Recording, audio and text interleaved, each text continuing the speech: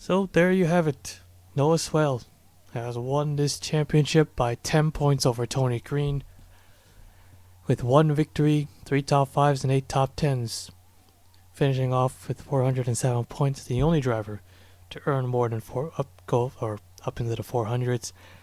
Tony Green, man, he never really had a chance to battle. Had the gearbox issue. It's a tough deal for Tony Green. So, you gotta remind me if Tony Green's ever won a championship or not. With 6 top 5s and 6 top 10s, 2 wins, a very disappointing end to the season. I mean, yeah, they were up there. You know, they ended off a huge winless streak for Tony Green, winning early in the season, the first race of the season. And he settled for second. Tough deal for them. Giorgio in the 5 team, they get a third place finish. And even if they did win that race, it still would not be enough where Noah would have finished. If Noah still finished 7th, he would actually have to finish further back down, like way back down. Maybe like top around 15th, 16th, I believe. So, if I did the calculations right, Georgia would have 401 points. And you can see that's obviously not enough for the 5 team to win the championship. They end off the season with no victories, but 4 top 5s and 7 top 10s. Still a good season overall. You know, they were very consistent. Still got a top 3 points finish. Very well done by the team. Nick Wilcox wasn't much of a threat for the championship. He just kind of found his way there. And if they win it, they win it. If they didn't, they don't. And still, Nick Wilcox, the 99 team, pretty good season there, with 1 victory, 3 top 5s and 6 top 10s. Mitch Hodak was able to sneak into the top 5 right at the end with that second place run, gaining 6 positions, up to 5th in points. So great job by the 21 team, able to sneak their way in right at the last race of the season. Blazy Butar, same thing, gained 7 spots. 7 spots for that 73 team, getting into the top 10. Nathan Orman remained in 7th. William Brock, he just kept dropping, but still manages to hang on and get 8th. So top 10 points finish for them. Casey Nanico gained a spot, so the 3rd winless driver to finish in the top 10, gained 1 more position. And Dylan Ibrahimon losing 6 positions, but just manages to stay within the top 10. So, and then we got the rest with David Davison slipped right out, losing 3. Josh King gained 2. Ramian Fisher with his first win, first top 5, gained 7 positions, up to 13th in points. He had a 32, had a rough season, but they got 1 win right at the end, right where it counted. Got 1. Yep, and Stephen Oaks and the 9 team, they won in Milwaukee. They got 1-2, yet their season was okay. They pretty much stayed within the mid-pack for almost the entire season there, I think. Finishing 14th, but they end off the season with at least 1 win. The other rookie, that something Chris Holm, the 20 team, I believe, losing 6 positions at the end. But not too bad for the rookie, not too bad. You know, they had an okay season for a rookie. Pretty good season for them, even though they finished 15th. Another rookie, Patty M. They're up and down for the races. They lost 1 spot at the end, finishing 16th place.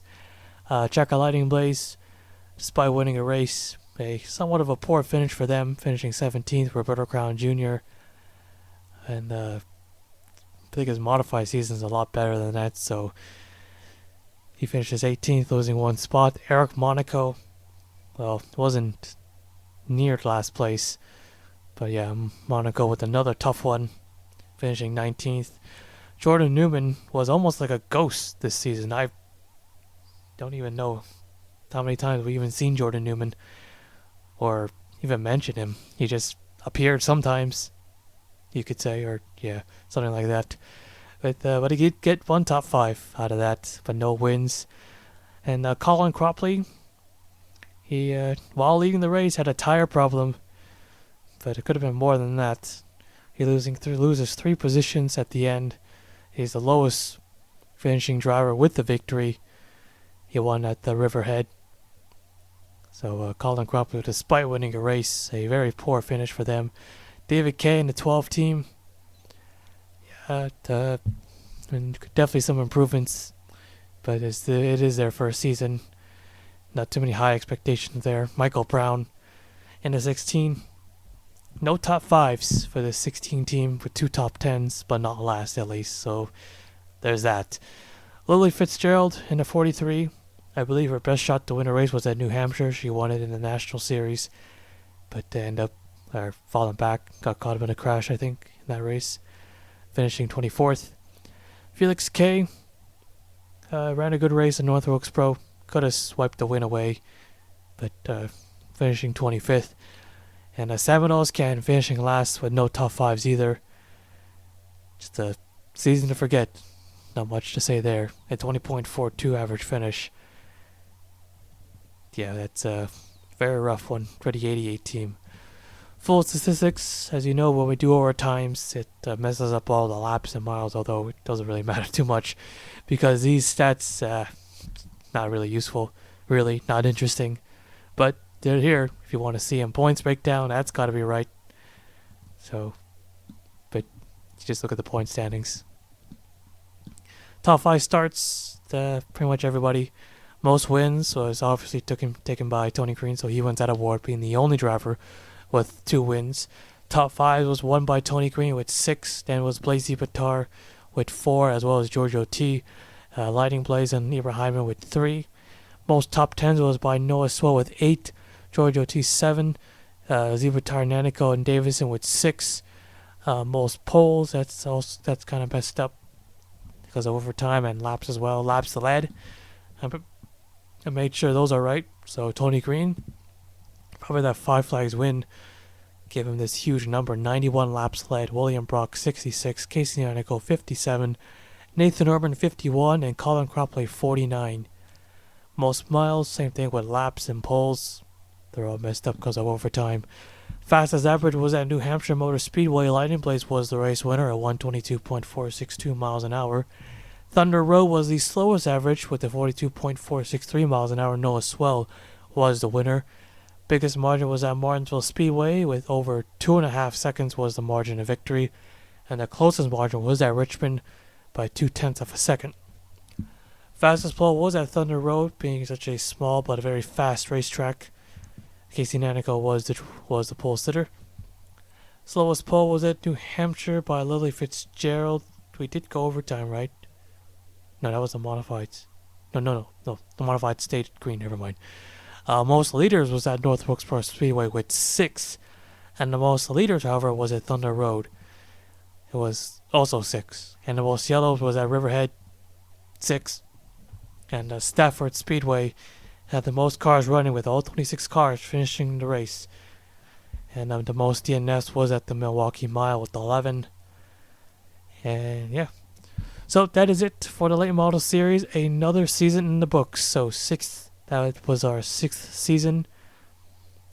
So we went back to a 12 race season compared to last season where we had playoffs, a big touring event or touring series with 22 races. But for this season we went back to our roots by only having 12 races and going to more local short tracks like it was supposed to be. But that big chaotic season we had, yeah, it's fun to venture out a little bit more and kind of go ballistic with it. But going back to its roots, yeah, that's what this series is supposed to be. But anyways, that is it for the ISCR JEGS Late Model Series, Season 6. Hopefully you enjoyed it. Yeah, I'm not really good with closing out, so I guess, hopefully we'll see you in the next series, whichever series that will be. Alright, so we'll see you later.